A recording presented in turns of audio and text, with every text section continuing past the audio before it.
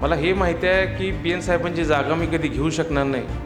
खरं तुम्हाला ह्या गोष्टीचा विश्वास मी नक्की देतो की ज्या पद्धतीनं PN साहेबांनी त्यांचं राजकारण केलं, त्यांचं आयुष्य जगलं, त्याच दिशेनं त्यांच्या पावलावर पाऊल ठेवूनच मरेपर्यंत तुमच्याबरोबर राहणार आहे.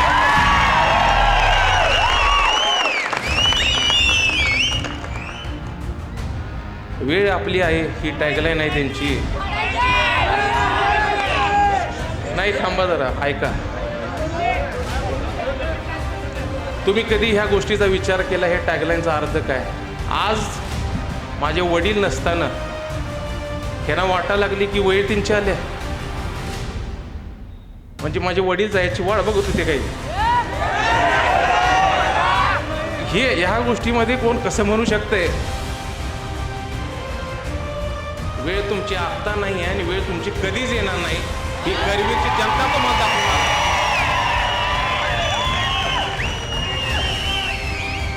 ज्या प्रकारे माझ्या वडिलांनी तुमची सेवा केली, ज्या प्रकारे माझे वडील तुमच्यासाठी दिवस रात्र राहिले, शेवटच्या श्वासापर्यंत त्यांनी आपल्या मतदारसंघासाठी आणि आपल्या माणसांसाठी काम केलं, त्याच प्रकारे मरस तोपर्यंत तुमची साथ सोडणार नाही हे वचन देतो. आणि उद्याच्या 20 तारखेला आपण सर्वांनी आजपर्यंत जसं PN साहेबांना साथ दिली, त्यांना आशीर्वाद दिला आणि त्यांना तुमची सेवा करायची संधी दिली, तीच संधी मला द्या अशी तुम्हाला सगळ्यांना विनंती करतो. स्पेशियस, लक्झुरियस, सगळं मिळेल अगदी मनासारखं. बटू बिल्डर्स यांचा नवीन गृहप्रकल्प गृहलक्ष्मी रचना. राहुल भैयांचा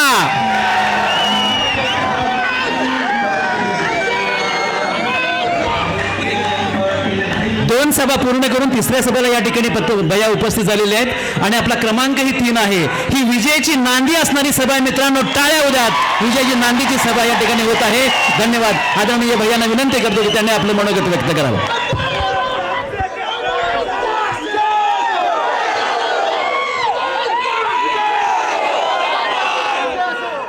आजच्या या प्रचार सभेसाठी उपस्थित असलेले व्यासपीठावरील सर्वच मान्यवर, वेळ कमी असल्यामुळे मी सर्वांची नावं घेत नाही. समोर बसलेले सर्वच ज्येष्ठ वडीलधारी मंडळी, माता भगिनी, तरुण सहकारी, आज खरं तर या सभेला येत असताना स्वर्गीय PN साहेबांची आठवण प्रामुख्यानं येत होती. कारण जेव्हापासून मला आठवते, साहेबांच्या प्रत्येक निवडणुकीची शेवटची सभा ही सांगरूळमध्ये होत होती.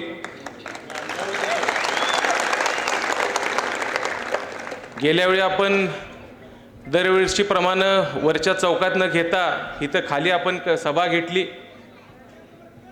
आणि खरं तर ह्या सभेनंतरच PN साहेब पुन्हा एकदा आपल्या सर्वांचे आमदार झाले होते.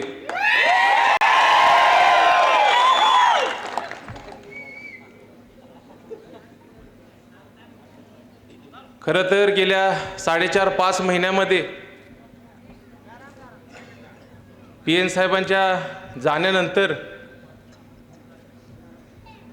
तुम्ही सर्व लोकांनी PN साहेबांचं काम चालू राहिलं पाहिजे, PN साहेबांचे विचार पुढे चालत राहिले पाहिजेत आणि ह्या मतदारसंघाची जबाबदारी तुम्ही सर्व लोकांनी माझ्यावरती दिली. त्या दिवशीपासूनच ह्या मतदारसंघातल्या प्रत्येक गावामध्ये मी फिरायला चालू केलं. जसं जसं फिरत गेलो, लोकांना भेटत गेलो, PN साहेबांनी जोडलेली माणसं, PN साहेबांवरती प्रेम करणारे निष्ठावंत कार्यकर्ते ही रोज भेटत गेलीत. साहेबांनी कशा प्रकारे माणसं जोडली होती, कशी नाते साहेबांनी तयार केले होते, कशी मित्र तयार केली होती, ह्या सगळ्याचा आशीर्वाद गेल्या 4.5-5 महिन्यामध्ये मला मिळत आहे.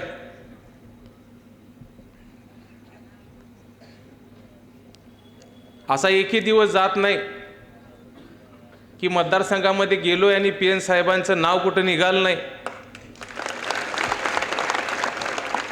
साहेबांच्या विषयीची आठवण प्रत्येक गावामध्ये लोक सांगतात. गेली 35-40 वर्ष PN साहेबांनी आपल्या मतदारसंघामध्ये फक्त राजकारण केलं नाही, तर सगळ्या कार्यकर्त्यांना, सर्वसामान्य लोकांना आपल्या घरचं सदस्यासारखं वागवलं. आपल्याच्या सर्वांच्या अडीअडचणीला PN साहेब धावून आले. सुखदुःखाच्या प्रसंगात PN साहेब होते. आणि त्याचप्रमाणे तुम्ही सगळी लोकसुद्धा PN साहेबांच्या प्रत्येक सुखदुःखात राहिला. गेल्या 5.5 महिन्यापूर्वी आपल्या ह्या सगळ्यांवरच कल्पनेत कधी न येणारा असा आघात झाला. लोकसभेच्या मतदानानंतर PN साहेबांची तब्येत खालावली.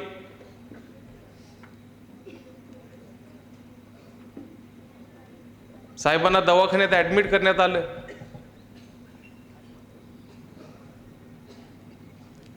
ज्या दिवशी साहेबांचं ऑपरेशन झालं त्या दिवसापासून पुढच्या 4-5 दिवसामध्ये हजारोच्या संख्येनं रोज लोक भेटत होती, साहेबांची विचारपूस करत होते.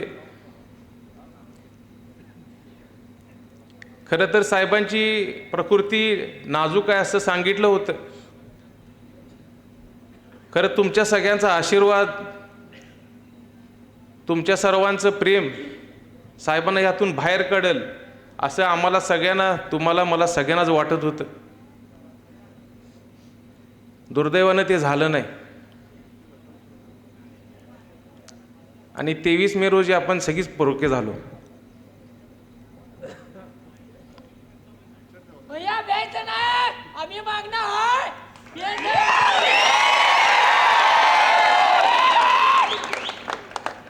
हीच ताकद आहे माझी.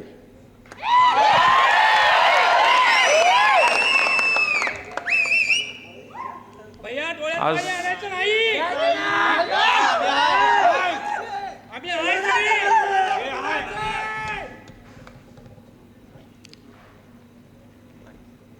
आज तो तुमचा सगळ्यांचा जो आशीर्वाद मिळतोय, मागचे बेटा 1,600. आज जे तुमच्याकडनं प्रेम मिळते, जो मान मिळतोय, हा नक्कीच PN साहेबांचाच आहे. वाग आमचं वागतो, वाग. ही व्यासपीठावरील सर्वच नेते मंडळी, ह्या जिल्ह्यातले, ह्या राज्यातले सर्वच नेते मंडळी, ज्याच्या अनेक वर्षाचे PN साहेबांवर संबंध होते, मैत्री होती, जिव्हाळ्याचे संबंध होते, या सर्व लोकांनी खरं तर आज जे आशीर्वाद आपल्या पाठीशी दिलाय, हा अनुभव, हा जरी ह्या गोष्टीची मी कल्पना केली नसली तरी ह्या गोष्टी कधी आयुष्यात मला विसरता येणार नाही आहेत.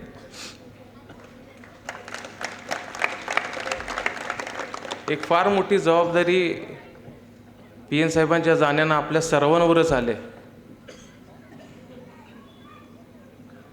एक फार मोठी पोकळी भरून काढायची. मला हे माहिती आहे की PN साहेबांची जागा मी कधी घेऊ शकणार नाही. खरं तुम्हाला ह्या गोष्टीचा विश्वास मी नक्की देतो की ज्या पद्धतीनं PN साहेबांनी त्यांचं राजकारण केलं, त्यांचं आयुष्य जगलं, त्याच दिशेनं आणि त्यांच्या पावलावर पाऊल ठेवूनच मरेपर्यंत तुमच्याबरोबर राहणार आहे.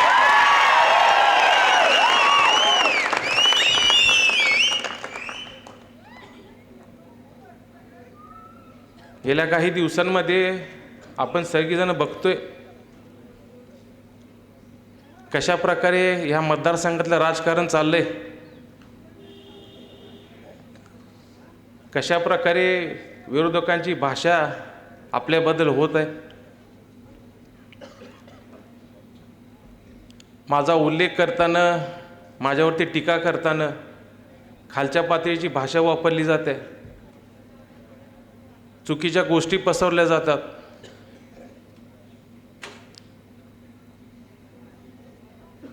आता तर गेल्या काही दिवसांमध्ये PN साहेबांबद्दल पण काय वाटेल ते बोललं जाते.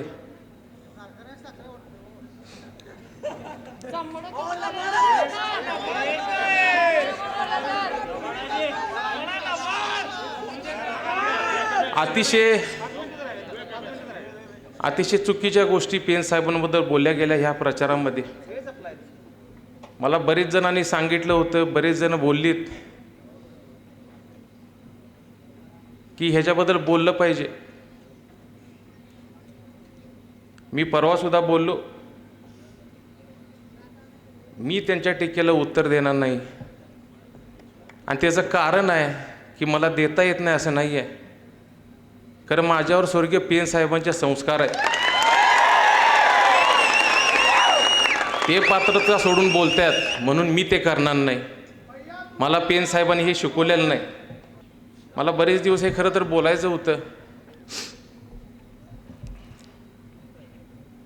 त्यांची टॅगलाईन तुम्ही सगळ्यांनी बघितले, बरेच पोस्टरवरती त्यांची टॅगलाईन आहे. तुम्ही जर लक्ष देऊन बघितलं असलं आणि त्याच्यावर विचार केला असला, वेळ आपली आहे ही टॅगलाईन आहे त्यांची. नाही, थांबा जरा, ऐका. तुम्ही कधी ह्या गोष्टीचा विचार केला ह्या टॅगलाईनचा अर्थ काय? आज माझे वडील नसताना ह्यांना वाटायला लागली की वेळ त्यांची आल्या, म्हणजे माझे वडील जायची वाट बघत होते काही. हे ह्या गोष्टीमध्ये कोण कसं म्हणू शकतंय?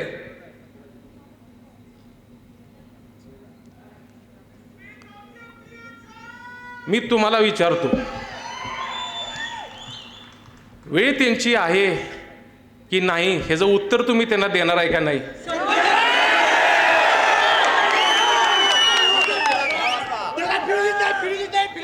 तुमच्या वतीनं मीच बोलतो, तुमच्या वतीनं मीच बोलतो.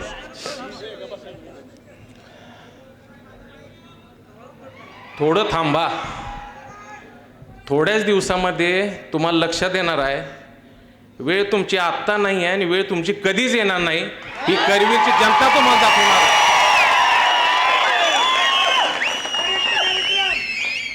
ज्या प्रकारे माझ्या वडिलांनी तुमची सेवा केली, ज्या प्रकारे माझे वडील तुमच्यासाठी दिवस रात्र राहिले, शेवटच्या श्वासापर्यंत त्यांनी आपल्या मतदारसंघासाठी आणि आपल्या माणसांसाठी काम केलं, त्याच प्रकारे मरस तोपर्यंत तुमची साथ सोडणार नाही हे वचन देतो.